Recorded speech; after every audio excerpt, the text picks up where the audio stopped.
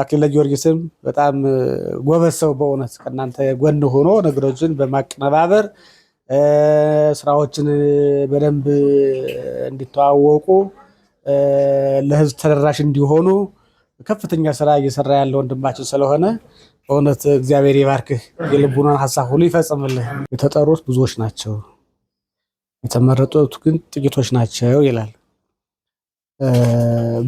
ለብዙ ሰዎች ጥሪ አስተላልፈናል፣ መልእክት አስተላልፈናል። ከነዛ መካከል ግን ተመርጣችሁ የመጣችሁ እናንተ ናችሁ። እናንተ ደግሞ ለዚህ መመረጣችሁና ስለ ቅዱስ ያሬድ አንደበታችሁ እንዲናገር መሆኑ በጣም እድለኞች ናችሁ። ቅዱስ ያሬድን አንደበታችሁ እንዲጠራ ስለ ቅዱስ ያሬድ መናገር ብቃት እኮ የለንም አይደለ? ሊቃውንቱ ለምን ዝም አሉ? እነሱ ለመቀስቀስ ነው እንጂ የቅዱስ ያሬድ የሚነገረው እኮ በሊቃውንቱ ነው። በሊቃውንቱ አንደበት ነው ቅዱስ ያሬድ የሚነገረው ማለት ነው። እነሱ ግን እውቀቱን ይዘው አፍነው ስለያዙት ያን እንዲያወጡ የመቀስቀስ ነው። እኛ ድርሻችን እንወጣ ነው እና አንደበታችሁ ቅዱስ ያሬድን እንዲናገር፣ ስለ ቅዱስ ያሬድ እንዲመሰክር፣ ስለ ቅዱስ ያሬድ እንዲዘክር በመሆኑ መላ ሰውነታችሁ በእውነት ተባርኳል። በዚህ እድለኞች በጣም ደስ ይላችሁ ይገባል። በእውነት ማለት ነው በጣም እድለኞች ናቸው እና በዚህ ደስ ሊላችሁ ይገባል እና ለአሁኑ ብቻ ሳይሆን ምን ጊዜም ቢሆን በቃ ቅዱስ ያሬድ አባታችሁ ነው። አዎ አባታችሁ ነው። አሁን እናንተም ቢሆን ያለማወቅ ነው። እስካሁንም እኮ አውቃችሁ ቢሆን እኮ ያስችላችሁም ነበረ። አሁላችሁም በ40 ቀን በ80 ቀን ተጠምቃችኋል አይደለ? አዎ እና ጸሎቱ ዜማው የማን ነበር በዛ ሰዓት? የቅዱስ ያሬድ እኮ ነው። ታዲያ ቅዱስ ያሬድ በእናንተ ህይወቱ ስራ አልሰራም? ሰርቷል። አዎ አሁንም እየሰራ ነው። አሁንም ቅድም መተን እናስቀድሳለን፣ መተን ማህሌት አብረን እንቆማለን። አጠቃላይ ስርዓቱ አምልኮቱ የምናከናውነው ሁሉ በቅዱስ ያሬድ ነው። ቅዱስ ያሬድ በህይወታችን ውስጥ ትልቅ ድርሻ አለው። አባታችን ነው፣ ባለውለታችን ነው እና ሁልጊዜ ልንዘክሩ ልናስበው ያስፈልጋል ማለት ነው ቅዱስ ያሬድ አባታችን ስለሆነ። ስለዚህ ቅዱስ ያሬድን ለማስተዋወቅ የቅዱስ ያሬድን ድንቅ ስራውን፣ ቃል ኪዳኑን፣ ጻድቅነቱን፣ ሊቅነቱን ለመናገር በምትችሉት በመብቃታችሁ በጣም እድለኞች ናቸው። አሁን ሰው ሲሰማው ሊቃውንቱ ሲሰማው ምንድነው እንትን የሚያደርገው? የጠለቀ እውቀት አስተላልፈዋል ብሎ አይደለም የሚገምታችሁ። ምን አይነት እድለኞች ናቸው ስለ ቅዱስ ያሬድ እንደዚህ ብለው የሚናገሩ። እንደ ብትሰባበሩት እንኳን ነገሩ ሁሉ ማለት ነው በመልካም ነው የሚታየው ነገሩ። ምክንያቱም ሊቃውንቱ ያልሰሩትን ስራ ነው እናንተ እየሰራችሁ ያላችሁትና በጣም እድለኞች ናችሁ። ሊቃውንቱም እርግጠኛ ነኝ አሁን እየተነሳሱ ናቸው ያሉት።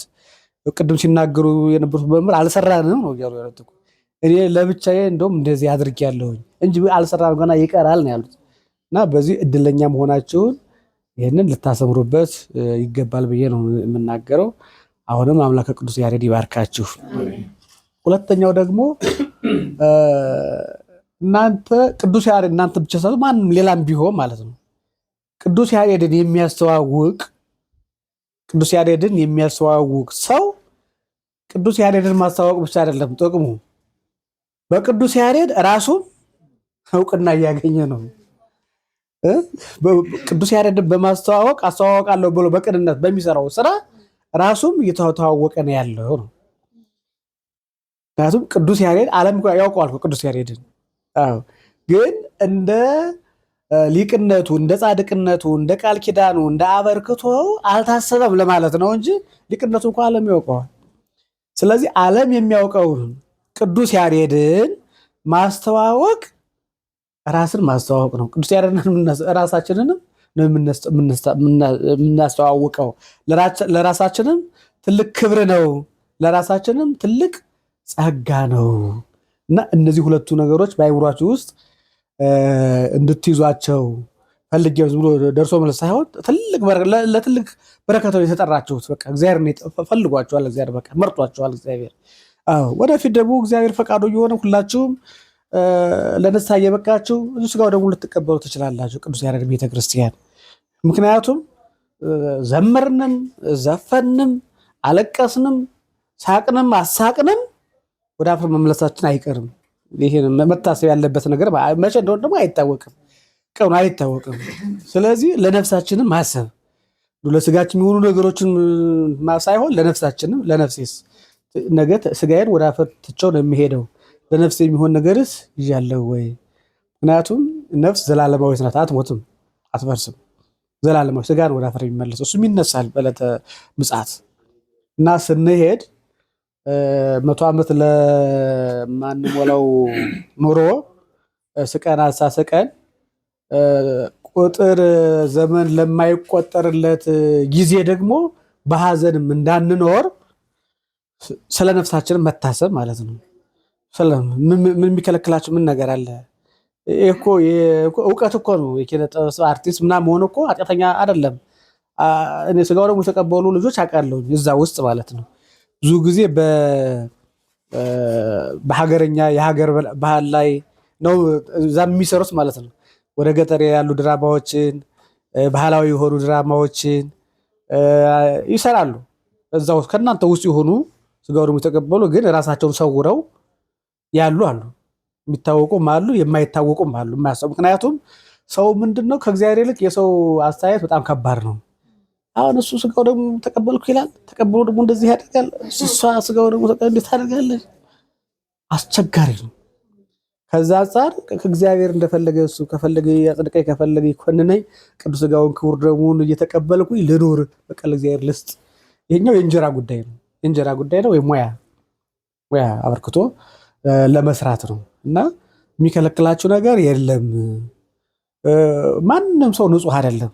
ማንም ሰው እንደው ልብሳችን ነው የሚሸፍነን እንጂ እንደው ቢገለጥ ኑሮ የውስጣችን መንፈሳዊ ሰው ከምንባለው በላይ መንፈሳዊ የማይባሉ ሰዎች ጻድቅ ሆነው ሊገኙ ሁሉ ይችላሉ።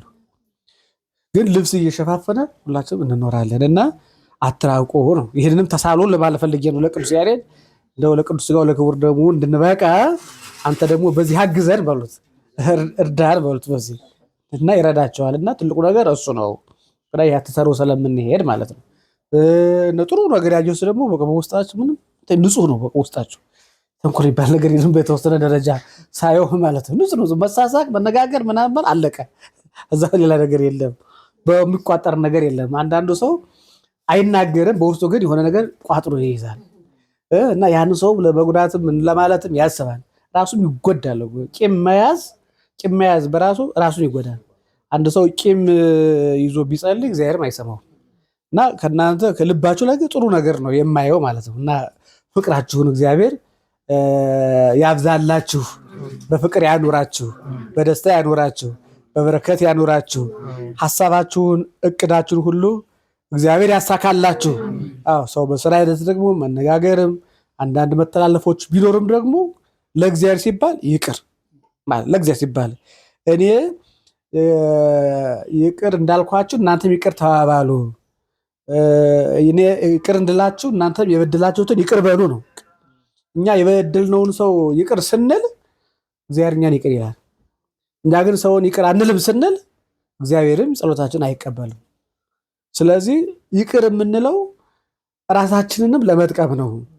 ያለ ይቅርታ ጸሎታችን፣ አገልግሎታችን ሁሉ ከንቱ ስለሚሆን ማለት ነው። በቃ ይንደዋል። ፍቅር ከሌለ ከንቱ ነኝ ነው ያለው ቅዱስ ጳውሎስ። ከንቱ ነው እና ፍቅር ክርስቶስ መጥቶ ያስተማረን ፍቅርን ነው እና ፍቅራችሁ ጥሩ ነው። የበለጠ በሰላምና በፍቅር እንድትኖሩ የኛ ምኞታችን ነው። እግዚአብሔር በሰላም በፍቅር በጸጋ በበረከት ይጠብቅልን።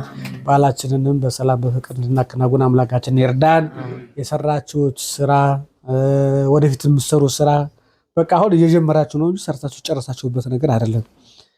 ሌሎቹም የኪነ ጥበብ ሰዎች ሁሉ እያነቃቃችሁ እያበረታታችሁ ሁሉም የኪነ ጥበብ ሰው ሁሉ ቅዱስ ያሬድ ማለት መቻል አለበት። የቅዱስ ያሬድ መንፈሳዊ ንቅናቄ ዘመቻ አድርጎ ይህን ማድረግ ይጠበቃልና ቅዱስ ያሬድን ስለ ቅዱስ ያሬድ ስንናገር ምን ከብረው እኛንን ቅዱስ ያሬድ ስናስተዋውቅ በረከቱን የምናገኘው እኛንን በጣም ብዙ ነው።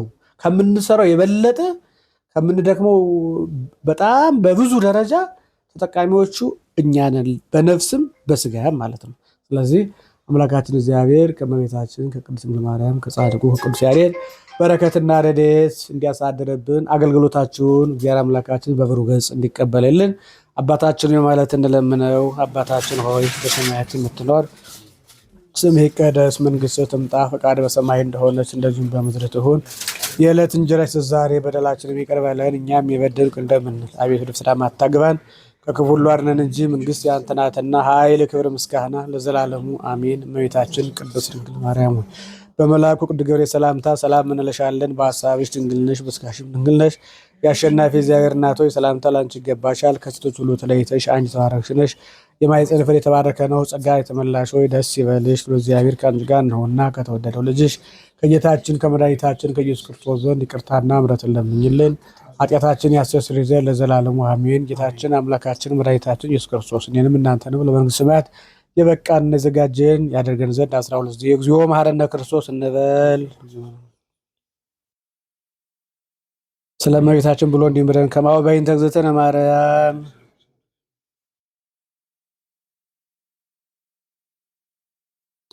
እግዚእ ኢየሱስ ክርስቶስ ስለ ኃጢአቴ ወኃጢአተ ኩሉ ሕዝብ ማይስለ ኃጢአት እግዚአብሔር ይፍታ።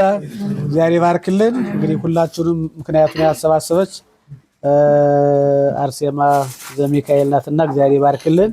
ወንድማችንን ክንፈ ገብርኤልንም እግዚአብሔር አምላካችን ፍጹም ጤንነቱን ሰጥቶ በዚህ ባወደ ምሕረቱ አገልግሎት እንዲሰጥ ምስክርነቱ እንዲሰጥ አምላከ ቅዱስ ያሬድ መልካም ፈቃዱ ይሆንልን። ሁላችሁንም እግዚአብሔር ይባርክልን። አኬም በጣም ጎበዝ ልጅ በእውነት በጣም እንዴት እያደረገ ወልደ ማርቆስንም እግዚአብሔር አምላካችን ይጠብቅልን። አክሊለ ጊዮርጊስም በጣም ጎበዝ ሰው በእውነት ከእናንተ ጎን ሆኖ ነገሮችን በማቀነባበር ስራዎችን በደንብ እንዲተዋወቁ ለሕዝብ ተደራሽ እንዲሆኑ ከፍተኛ ስራ እየሰራ ያለ ወንድማችን ስለሆነ በእውነት እግዚአብሔር ይባርክህ፣ የልቡናን ሀሳብ ሁሉ ይፈጽምልህ።